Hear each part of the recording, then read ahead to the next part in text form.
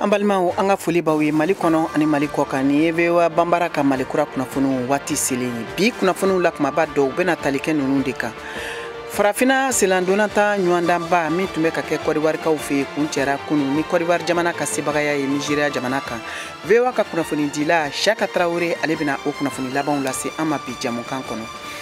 manja kui ni afleni ye tumia samarala sibiri temeli Mali jamana ka finitigiw ka bolimafɛn bina jadijɛkulumaw ka jan dɔ kɔnɔ min kɛra sababu ye ka finitigi damadɔ ni bɔnɛ nga a yirala diripa ka kunnafoni di sen fɛ k'a fɔ ko finitigiw ka jijali sera ka to u ka jadijɛkuluma ma caman de fɛnɛ ni bɔnɛ an bɛn'o lase aw ma bi jamukan kɔnɔ Niger jamana finitigiw minnu bɛ fanga kunna n'u ye fanga dafiri kɛ ye laseli kɛ kunu kari wula fɛ k'a fɔ ko jamanaba saba minnu bɛ Sahel kɔnɔ ni o ye Mali, Niger ani Burkina Faso ye n'a bɛ wele ko AES ko olu bɛ wulikajɔ labɛnw na k'u ka wari kura bɔ ninnu bɛna kɛ aw ka kunnafoniw la kumaba dɔ ye ka fara kunnafoni caman wɛrɛw kan min bɛɛ lajɛlen bɛna lase aw ma Mariam Traoré fɛ a y'aw bisimila.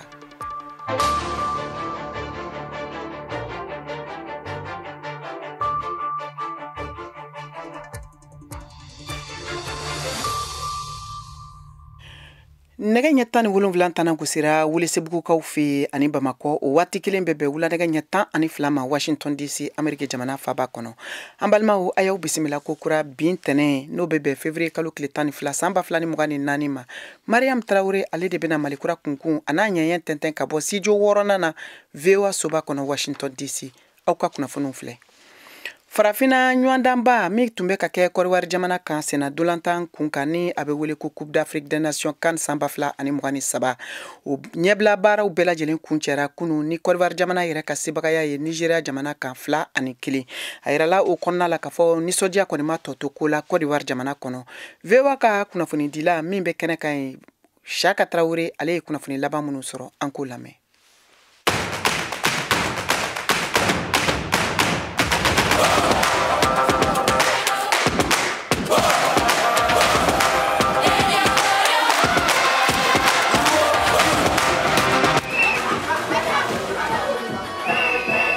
Farafina sedantolantan ɲɔgɔn kunbɛba ta ko bisabanana ngana kɛra Côte d'Ivoire ye o min y'a labɛn ka daminɛ janvier kalo tɛmɛnen tile 13 ka kuncɛ kunu kari février kalo tile 11 san 2024 na Côte d'Ivoire jamana kan final kɛnɛ kan hakilina jiginna Nigeria bina Côte d'Ivoire ɲɛkɔrɔ Nigeria celu 1 celu 2 kɛra Côte d'Ivoire ta ye ani Mali farikolo ɲɛnajɛ kunnafonidila Ousmane Traoré n'a bɛ wele man a masalala kani labɛnni ko kan Ousmane Traoré man ka fɔla kan Côte d'Ivoire b'a fɛ ŋɔni saba kɛnɛ ɲɔgɔnna famana ka sigi a ka dalilu filɛ.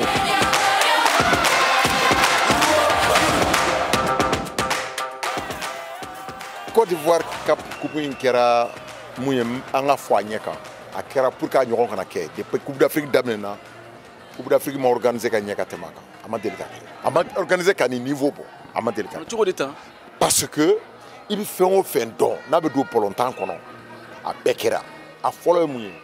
terrain 6 ɲuman jɔlen don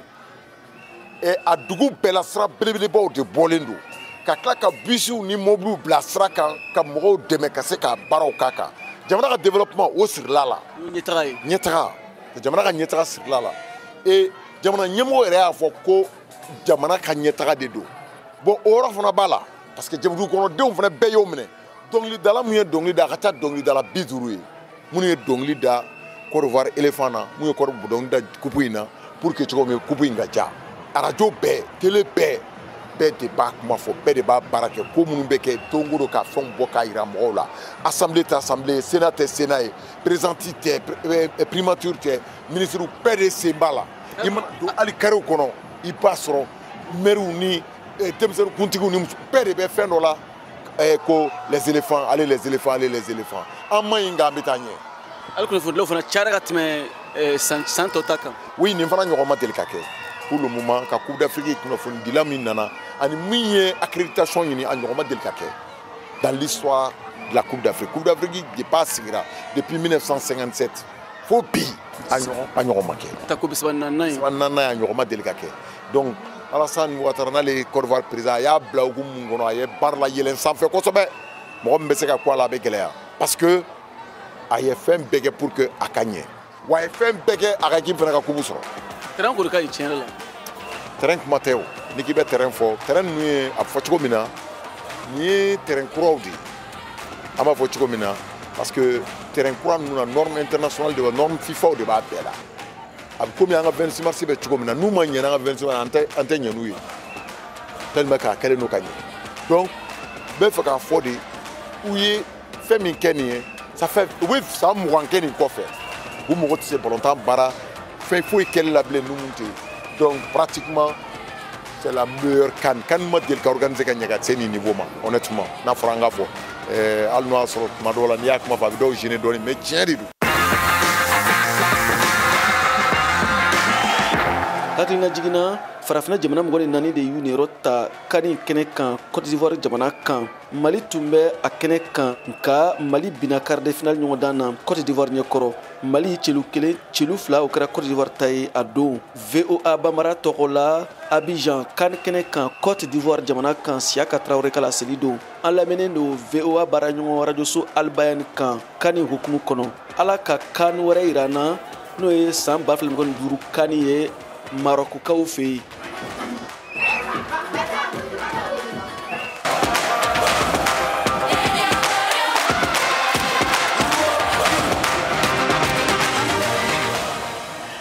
Manja kui ni a filɛ nin ye Tomiya san o mara la sibiri tɛmɛlen kunnafoniw yirala k'a fɔ ko Mali jamana ka finitigiw n'o ye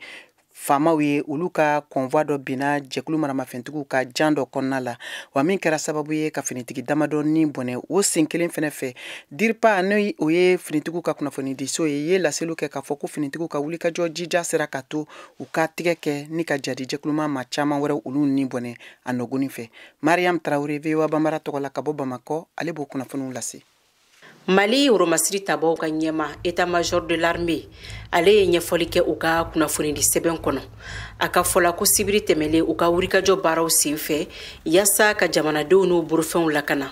ko dugu min bɛ wele ko Mandiakoui n'a bɛ Tomiya sɛkili kɔnɔ n'o bɛ Segu mara la ko finitigilakaw yɛrɛla dugu jukɔrɔ mugujugu pɛrɛnta dɔ kan a dugu kofɔlen yɛrɛ la min yɛrɛ juguyala kosɛbɛ ko nka u sela k'u yɛrɛ bɔ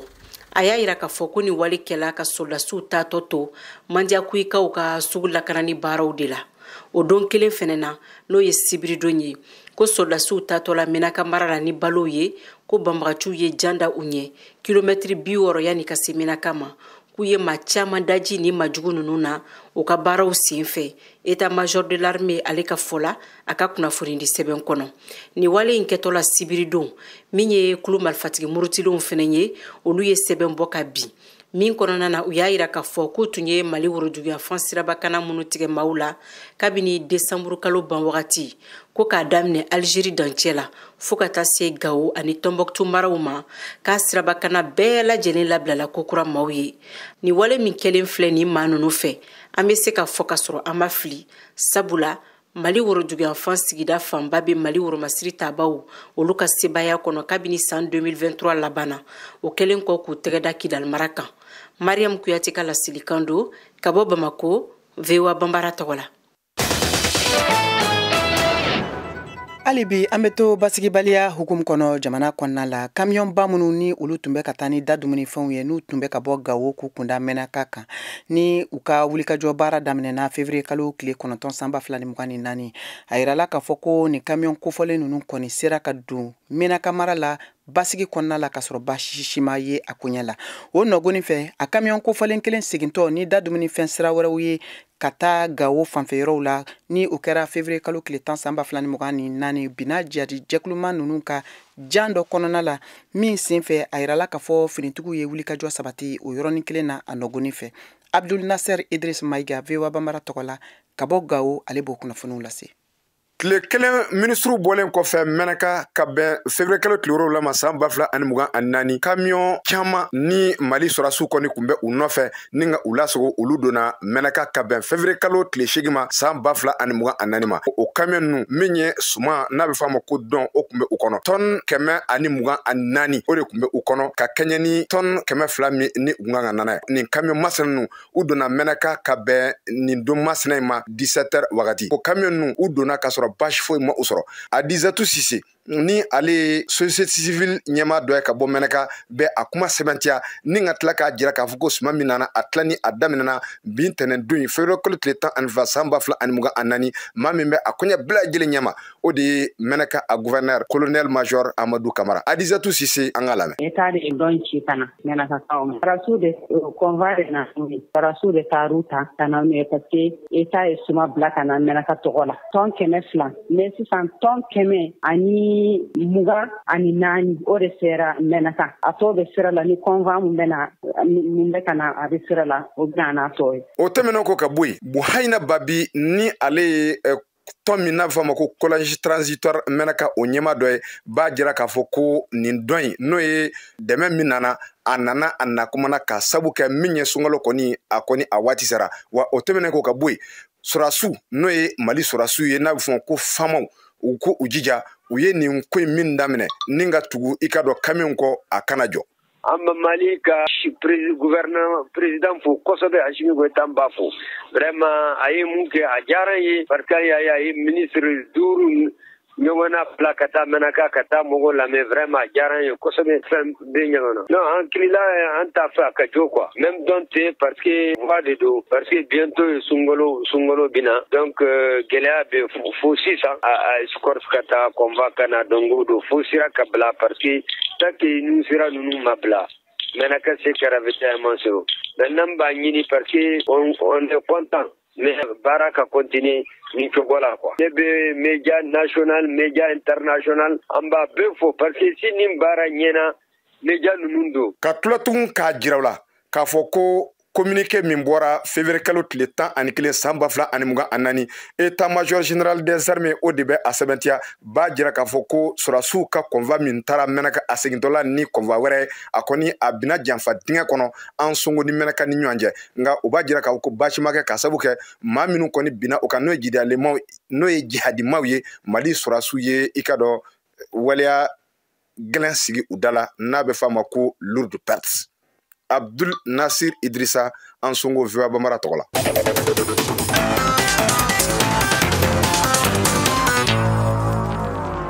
Ka tɛmɛ ni Malikura kunnafoniw ye an bɛ an kunda farafina gunkana fan wɛrɛw kan an bɛ taa Senegal jamana kan nanzarala tɔnba Union Européenne ka jateminɛlikɛla minnu bɛ wele ko observateurs ni olu tun talen don u ka jamana kɔnɔna la ka kɛɲɛ n'u ka jamanatigisi kalata labɛn baaraw ye min kala tun ka kan ka taa février kalo tile 25 san 2024 n'a yirala jamanatigi Macky Sall fɛ k'a fɔ ko kalataw bɔra dɔgɔkɔrɔ a yirala k'a fɔ Union Européenne y'a yira k'a fɔ k'a ka nin jateminɛlikɛla ninnu ni a mɔgɔ hakɛ tun ye mɔgɔ 32 ye ko dɔ bɛna bɔ o ma hakɛla ni kala sigin ka taa u bɔ yɔrɔw la hakililajigila ni mɔgɔ kofɔlen ninnu tun ye baara daminɛ kabiri février kalo tile 2 Senegal jamana faba kɔnɔ Dakar ka kɛɲɛ n'u ka jamanatigisi o kalata labɛn baaraw ye ka tɛmɛ ni kunnafoniw ye Congo RDC jamana kan jamana ɲɛmɔgɔw ye laseli kɛ k'a fɔ ko u kɛlen don ka wulikajɔ fɛɛrɛw sigi sen kan min bɛ tali kɛ lakanako kun kan ka taa lasigidenso minnu ni olu bɛ u ka jamana kɔnɔna la ani ka fara duniya kɛlɛ tɔnba Nations Unies o jabala kan ka sabu kɛ girinkajɔ nisɔngoya taama wale minnu ɲɔɲalen don u ka jamana kɔnɔ ni waati in na min bɛ ka kɛ jamanaden dɔw fɛ k'u ka nisɔngoya yira ka kɛɲɛ ni M23 jadijɛkulumaw ka dankarili wale min bɛ ka kɛ n'a tɛ ka kɔtigɛ u ka jamana kɔnɔna o kɔrɔnfɛn fanfɛla la ni a yiralen don kunnafoniw kɔnɔ k'a fɔ ko ni jadijɛkuluma kofɔlen ninnu kɔkɔrɔma donnen don Rwanda o jamana ɲɛmɔgɔw fɛ.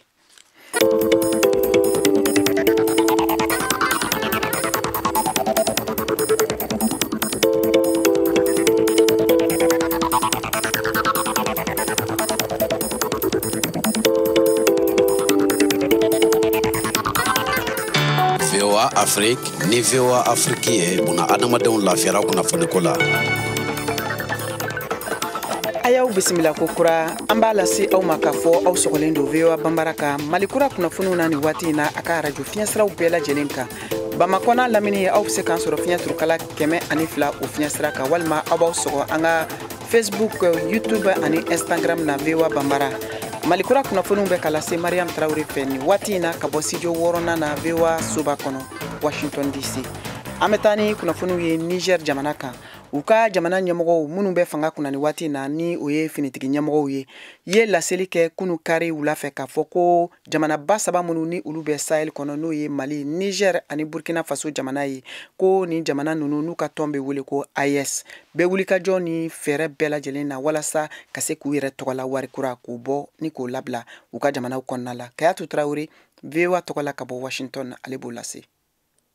Wari ye yɛrɛtali siraw ye ka bɔ kansunya ne a bɛ wele nazarakan na ko colonisation kɔnɔna na. General Abdraman Chani ka laseliw la Niger foroba jabarani so kan ka kɛɲɛ ni sefa wari ani Faransi kansunya jamana fangatigi kɔrɔ ye. A ye a yira k'a fɔ ko nafolo ko dɔnbagalajɛw bɛ Niger, Mali ani Burkina Faso bolo. Faransi ka jamana kansunyalen kɔrɔ saba minnu farala ɲɔgɔn kan ka don kulu kelen kɔnɔ u ye min tɔgɔ da ko Alliance des États du Sahel AES. An bɛ don min na i ko bi ne a mara bɛ sɔrɔdasi jalatigibaw bolo. A y'a yira k'a fɔ ko ni a waati sera ko u bɛna danatigɛli kɛ u ka wariko bilali la sen kan. Wari ye yɛrɛma hɔrɔnya tamasere ye. General Chani ka fɔ la AES tɔn jamana danatigɛlen don ka u ka kanabilali ni u ka yɛrɛma hɔrɔnyaw lawaleya. A ko an ka jamana tɛ kɛ Faransi ka misi nɔnɔbatigi ye tuguni. Niger jamana ɲɛmɔgɔ ma pereperelatigɛ di kɛ wari kura ni labilali la sen kan fɔlɔ. Nga a bɛna kɛ sefa wari farafina tilebiyan fanfɛ jamana segin minnu bɛ Union économique monétaire ouest africaine UEMOA tɔndenya la ne u jɛlen bɛ o nafolo la nɔrɔbila ye AES kulu kɔnɔna na. Mali, Niger ani Burkina jɛra ka min sigi ɲɔgɔn fɛ. Lagosili minnu bɛ kan ka kɛ nin waati ninnu na ni Sahel mara jamana saba ninnu ne u kɔkɔrɔmadonnaw fɛ ka kɛɲɛ ni sefa nafolokow ni Faransi ka ni kansunya ninnu ye bɛna kɛ sababu ye ka u sen bɔ UEMOA tɔndenya la.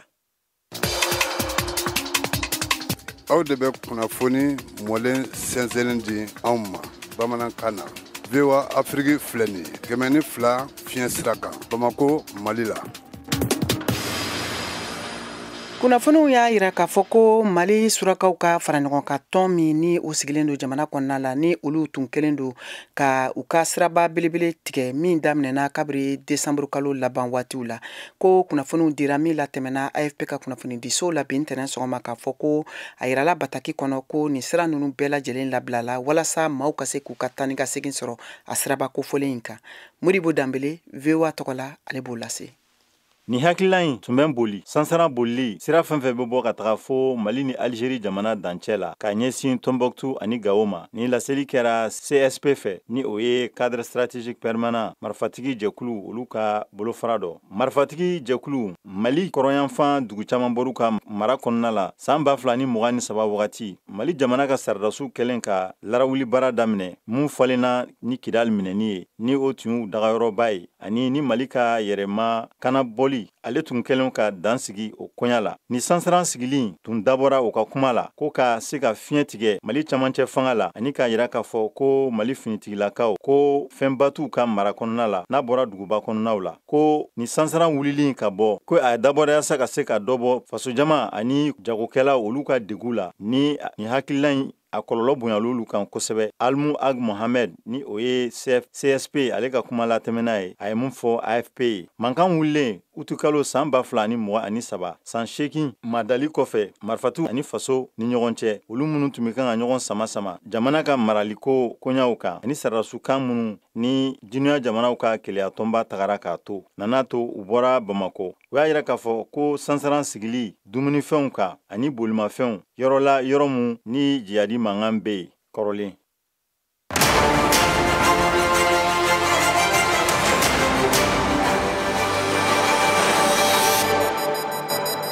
A y'aw ka kunnafoniyaw sɔrɔ don o don sɔgɔma VOA tabalen kan VOA Bambara ka tile kunnafoniya kun fɔlɔw sanga 30 kɔnɔna na o bɛ kɛ don o don tɛnɛn ka taa bila juma la sɔgɔmada nɛgɛ kaɲɛ 7 mana tɛmɛ ni sanga 30 ye wa segin bi k'a kan tuguni nɛgɛ kaɲɛ 9 waati. Ni VOA tabalen ye a y'aw ka tile kunnafoniya kun fɔlɔw sɔrɔ Mali ale ni diɲɛ bina kun kan. VOA tabalen ka kunnafoniya kunkun n'a ɲɛɲɛ di aw ma n'an baaraɲɔgɔnw ka wulikajɔ ye Mali kɔnɔna na farafina ale ni diɲɛ fantan 4 bɛɛ lajɛlen.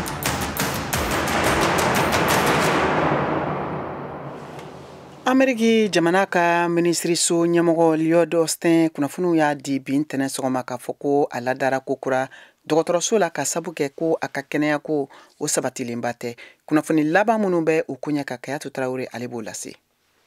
laseli sɛbɛn kɔnɔ Pentagon ye a yira k'a fɔ ko Austin ka lakanakɛlaw taara ni a ye sɔrɔdasiw ka lapitaniso Centre Médical Militaire National Walter Reed la selifana tile waati la kunun kari la. Austin be to lapitaniso in na fɔlɔ a ye a ka fanga labila a ka dankan ye secrétaire adjointe à la défense Kathleen Hick ye. Kabini décembre kalo waati la dɔgɔtɔrɔw ye a yira k'a fɔ ko cɛya bana bon ne a be wele nazarakan na ko cancer de la prostate de be Austin na ko a furakɛliw be kan ka gwɛlɛya a bolo kosɛbɛ. Sɔrɔdasiw ka lapitaniso Walter Reed ka karidon laseli sɛbɛnw kɔnɔna na u ye a yira k'a fɔ k'u ye Austin lada olu ka lapitaniso in na. A kunnafoni ninnu dira état-major interarmée président ani l'Amérique masayaso ani wasabulon ma. A ka ca ni dɔgɔkun caman ye bi Austin tun be a kalama k'a fɔ ko bana nin be a la nga a ma sɔn a ka bana kunnafoniw di l'Amérique jamanatigi Joe Biden congrès ani a ka danga ma. O gundo taabolo ninnu olu nana kɛ sɛgɛsɛgɛli taabolobaw ye inspecteur général ani Pentagon fɛ. A ye laseli kɛ k'a fɔ ko ale ma deli k'a fɔ a ka kɔrɔsigi si ye ka u makun a ka banako kunnafoniw kan.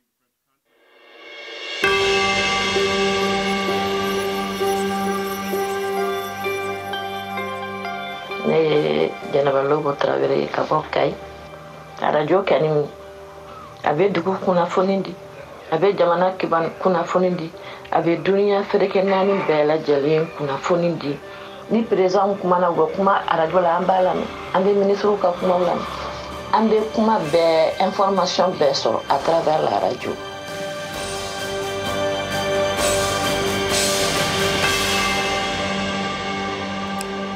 Seko ani dɔnko nasira fɛ u ka ɲɔgɔlɔnba min ni a bɛ wele ko Seko Buware ni a labɛnnen don Mali seko ni dɔnko tigilamɔgɔba fɛ n'o ye Abibu Danbele ye. A yirala k'a fɔ o baaraw tako filanan san 20 kɔfɛ o kɛra Segukaw fɛ ni kana Bamakɔ. Fɛn min ye a ja kunfɔlɔw ye latɛmɛna ni kunɲɔgɔn laban in na Bamakɔ dugu kɔnɔna la. VOA ka kunnafonidila George Atino ale ye kunnafoni minnu sɔrɔ o kan an k'o lamɛn.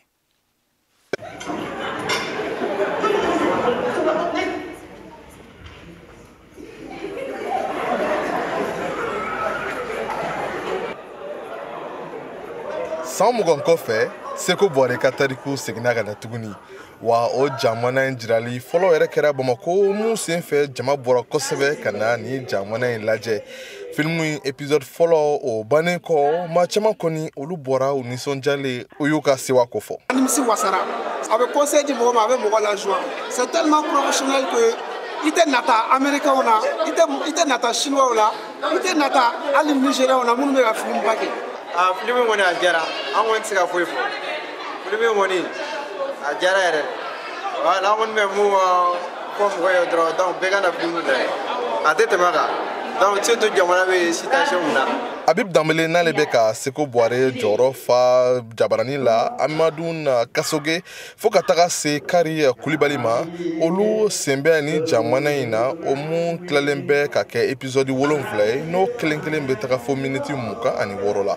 wa yɛlɛma dɔw yɛrɛ donna la sabula Seko Buware bɔra nin y'a san 20 ye wa fana ka se ka cikan kɛrɛnkɛrɛn dɔw lase wasa bɛn o ka se ka sabati cogo min na Mali la. Kari Kulibali. Ne de y'a ta duruni na kana n'a Bamakɔ. O ko kɛra cogo min na bɛɛ b'o kalama. Donc Seko Buware den fana na ne ye chauffeur ye toujours. Nka an sera yɔrɔ dɔw la Seko Buware yɛrɛ changé la parce que sɔrɔ dɔɔni nana ne fana ani fɛn dɔw kun bɛ n bolo ne yɛrɛ dɔɔni farala n ta kan et aussi an ye âge ta nka fɛn min ka di Seko Buware la o de ye a kɔnɔko. Ladilikan minnu b'a kɔnɔ ni Mali mago bɛ fɛn na bi je crois que nin y'o dɔ ye fɛn min ni an ka kow bɛ se ka dilan a kɔnɔ hali n'an fɔra ɲɔgɔn kɔ waatini dɔw i b'a ye cogo bɛɛ la an ka tabiyaw n'an ka taabolo kɔnɔna na n'an y'olu sira ta dɔrɔn ayiwa solution bɛ sɔrɔ fura bɛ sɔrɔ a ko la bɛnbaliya bɛ ban donc Seko Buware ye fɛn ye filimu don min n'a man kan ka jɔ yɛrɛ n'i y'a dan ma a man kan ka jɔ a kan ka taa de. Parce que tant que n'a bɛ taa Mali bɛɛ ko ko kɔnɔ bɛ n'o ye gɛlɛya n'an bɛ se k'o fɔ o gɛlɛyaw fura caman de bɛ se ka sɔrɔ Seko Buware la donc ne kɔni fɛ nin ye fɛn ye nin ye Malidenw ka fɛn ye nin ye Malidenw ka bɛn n'u ka kelenya nin y'a sɔrɔ siraba dɔ de wa a ka taa ɲɛ o kɔni o de ka di ne ye. Seko Boire ka tariku tako flana labena kora film fɛ n'o ye Jabola Shekumar Sisoko ka film dilanyɔrɔ ye. Neisa Kulibali ale ye film baara ko ɲɛnabɔba yɛrɛ ye. Ale b'a ɲɛfɔ ko fɛɛrɛw bɛ ka tigɛ cogo min na malidenw bɛɛ lajɛlen kana se ka Seko Boire kɔni lajɛ cogo min na u ka jabaraniw sanfɛ.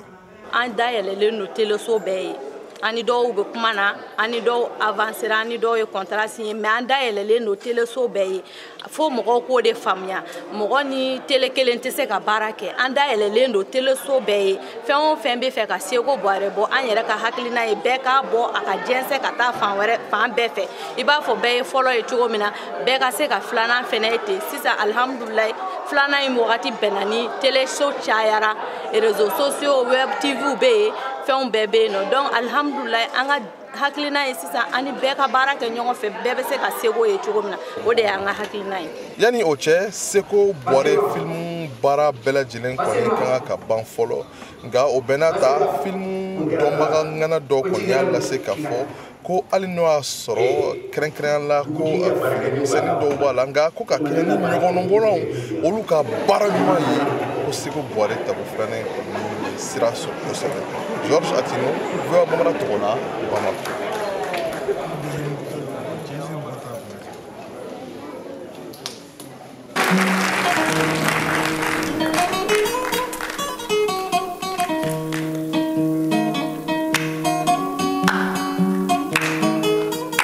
Ko in cɛ ekɔlidenw fana bɛ ka wuli kɛrɛfɛlaw la cɛ kuma caman caman ko kalanko tɛ ka ɲɛnabɔ. Foyi tɛ ka ɲɛnabɔ.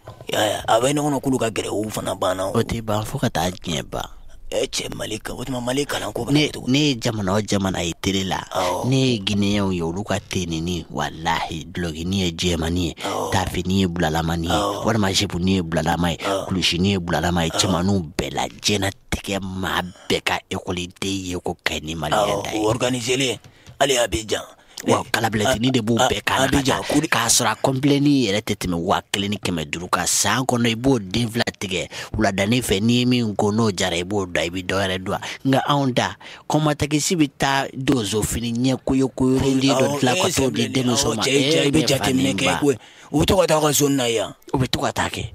ne y'u lakɔlɔsi ko hali Abidjan yɛrɛ olu fana t'a cɛ ka olu ka teni bɛɛ ye kelen depuis a tɔgɔ de Layi Seku Umaru Tali ka tile o fini minnu kun bɛ yen nɔ n'o tun bɛ di o ka kɛlɛkɛdenw ma dɛ o de bɛ ka dilan Mali lakɔlidenw ye halisa. I ma ko kelen na kɔrɔsa c'est vrai e ma kalan ne ma kalan ne ye paranti ye yɔrɔ jɔsi la mais cɛn fana niveau ka ɲi ne ekɔliden dɔw yɛrɛ. N ko ne bɛ min dɔn lakɔlimɛtiri dɔw t'a dɔn. N ko kɔsan ne na dɔw ye to bulon kɔnɔ a ɲininkara ko qu'en pensez-vous ko nous qu'en pensons. Ne y'o lamɛn dɔrɔn dɔ y'a kɔrɔ fɔ ne yɛlɛla n baji kɔnɔ i kɔnɔ tun bɛ k'an dimi a don a bɛ maa kɔnɔ dimi niveau 0 hali bi bon c'est-à-dire a yɛrɛ b'an kɔnɔ ko président kura sigilen fana ko kow bɛna walawala mais dɔw fana bɛ k'a fɔ ko non k'a sigi tuma don k'an ka temps d'a ma ka jamana réorganiser wa k'a kɛ cogo di ko k'a fɛsɛfɛsɛ bon cɛ ze tɛ ka circuler de an ka ɲɔgɔnɛgɛn dabila wari tununa mɔgɔw la yɛrɛ yɛrɛ ze misɛnnin yɛrɛ de tununa maliyɛnw.